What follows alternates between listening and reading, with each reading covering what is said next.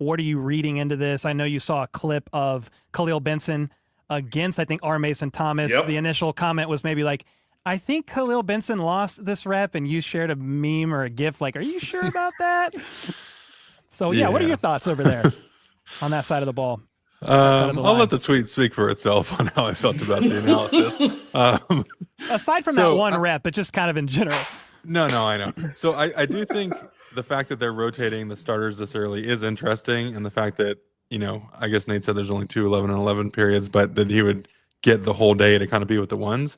One thing with Coach Reed and his practices early on in training camp, it is very much stacked that the ones do more reps than everybody else. I was only in one other place, but in 4 years I had 3 different coaches, so I was experienced with some different training camp rep algorithms there, and usually you would split reps evenly, 1s, 2s, 3s early in camp, and then once you get closer to the season and once the depth charts kind of start making a little bit more sense, then the ones start getting more reps and all those things. Well, Coach Reed, he starts out like 8, 6, 3 or whatever it is really early. So to give a young guy, an undrafted guy, all the reps on the second day, I think does say something. But I have seen guys who look great in OTAs and they make their way up the depth chart by the time training camp rolls around, and they still continue to look pretty good.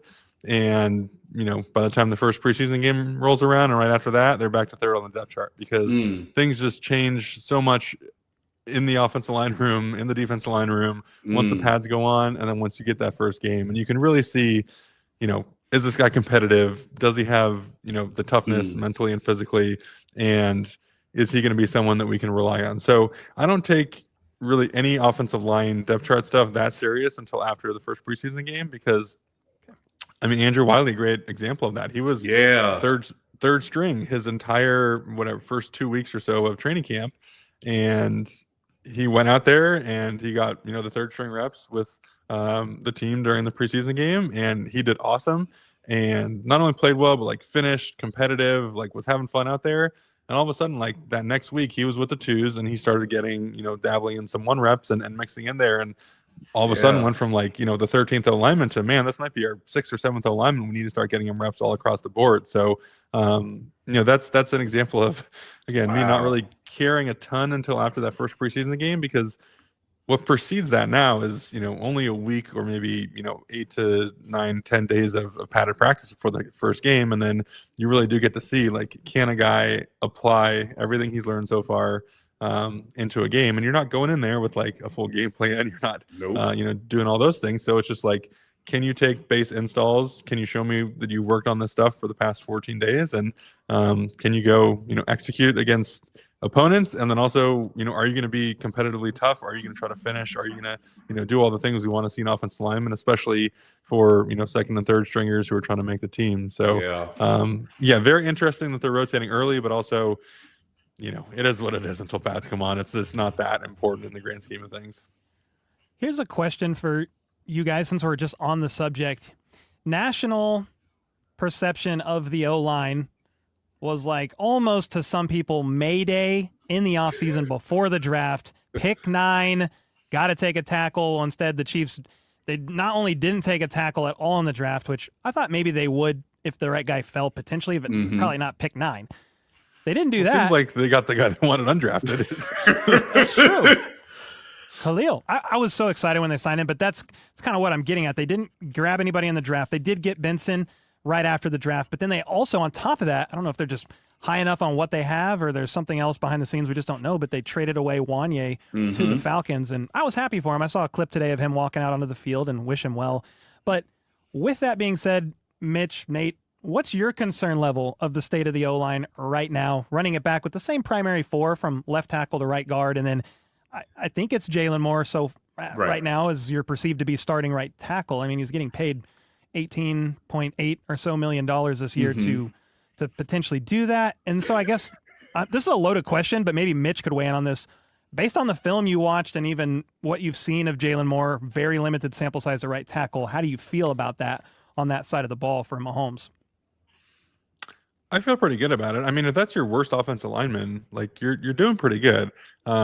I think the thing that's gotten lost in the entire shuffle is how well Kingsley played at left guard last year.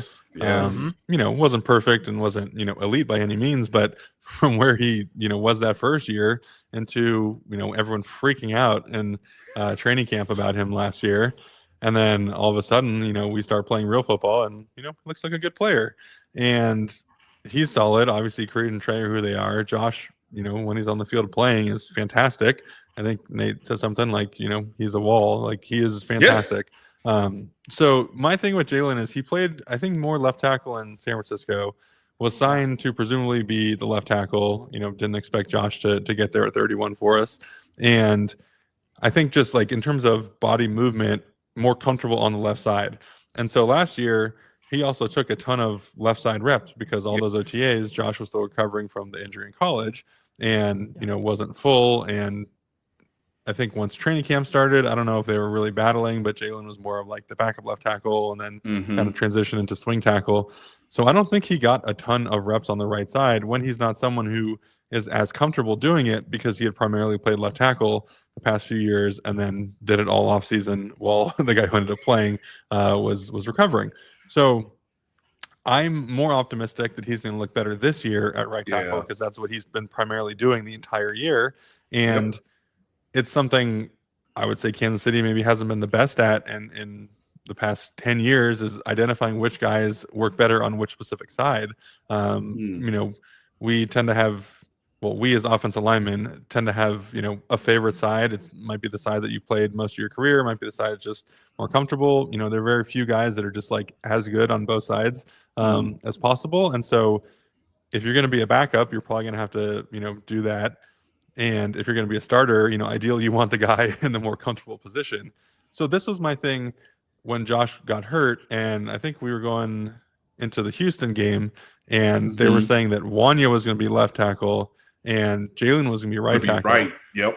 And I was like, if this happens, this is like, to me, almost a form of coaching malpractice because you have two guys on the opposite sides of which side they're comfortable with. Yeah. Wanya has always been better at right tackle, always been more comfortable there. And Jalen is clearly more comfortable at left tackle. So again, another example of maybe where I think, they don't always do a great job of that.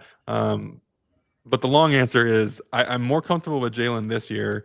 I think the other four guys, speak for themselves, are at worst above average players, if not, best of their position in some cases. And he's going to be an average or better right tackle. And again, that's your worst offensive lineman. That's a great spot to be in. I do think also the unit hasn't played as well together when, at least four of them have been on the field as the individuals have been, collectively over the, last 4 or 5 years. We keep talking about the run game and why can't we run the ball? It's like, man, we had Tooney, Creed, and Trey in the middle, basically playing all the time for like the last 3 years and couldn't run the ball. And then replaced Tooney with Kingsley, who played pretty well and is bigger and stronger and still couldn't really run the ball. Tackles have, kind of been hit or miss a little bit, but in general, I feel like we've been more individual parts than some of the part on the offensive line. And, I'm hoping that, obviously the sum of the parts looks better than the individuals because the individuals are all pretty good. And that's why training camp matters because you start to build that continuity and that relationship right now, especially when the pads come on. So to Mitch's point, like I would think we would see Jalen Moore taking most of the first team reps when the pads come on so that you understand what you and your teammates are doing in terms of the pre and post snap communication. One of the best moments of last year, and you touched on this a little bit ago, Mitch, is one guy that I had circled last year so that I could watch him every day was Kingsley Suamataia because it was very clear that, like, okay, they're moving you to left guard. They're going to give you every opportunity to see if you can do it. He had played tackle all the way throughout his college career. Chiefs thought he was athletic enough to be at left tackle. We saw what happened. Now you got to learn a new position and be ready for it. And there were times where I was like, I don't know, man. I don't know. Like, but the problem was, Cole, that other guy is Chris Jones.